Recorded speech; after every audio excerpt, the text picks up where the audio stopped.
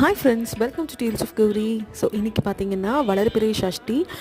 காலையில் நம்ம வந்து மார்கழிக்கான பிரம்மமுகூர்த்த பூஜை மட்டும் முடிச்சிருந்தோம். சரி, சாயந்தரம் வந்து சஷ்டிக்கு பண்ணிக்கலாம் அப்படின்னு சொல்லிட்டு இப்போ சாயந்தரம் தான் வந்து முருகருக்கு அபிஷேகம் பண்ணியிருந்தோம். ஸோ ஃபஸ்ட்டு தயிர் வச்சு பண்ணியிருந்தேன். அதுக்கப்புறம் பார்த்திங்கன்னா திருநீர் வச்சு அபிஷேகம் பண்ணியாச்சு. ஸோ நல்லபடியாக பூஜை நிறைவு பண்ணியாச்சு. பொதுவாகவே நமக்கு ஒரு மாதத்துக்கு 2 சஷ்டி திதி வரும். ஒன்று தேய்பிறை சஷ்டி, இன்னொன்று வளர்பிறை சஷ்டி. தேய்பிறை சஷ்டியில் விரதம் இருந்தோம் அப்படின்னா நம்மளோட கஷ்டங்கள் எல்லாமே தீரும் அப்படிங்கிறது ஐதீகம். அதே மாதிரி வளர்பிறை சஷ்டியில் விரதம் இருந்து நம்ம வந்து முருகப்பெருமான வழிபாடு செஞ்சோம் அப்படின்னா நமக்கு வந்து வெற்றிகள், அப்புறம் நமக்கு சகல சௌபாக்கியங்களும் கிடைக்கும் அப்படிங்கிறதும் ஐதீகம் தான். ஸோ அலங்காரம் செஞ்சதுக்கப்புறமா வேல்மாறல் படித்து என்னோடய பூஜையை நல்லபடியாக நிறைவு பண்ணியாச்சு.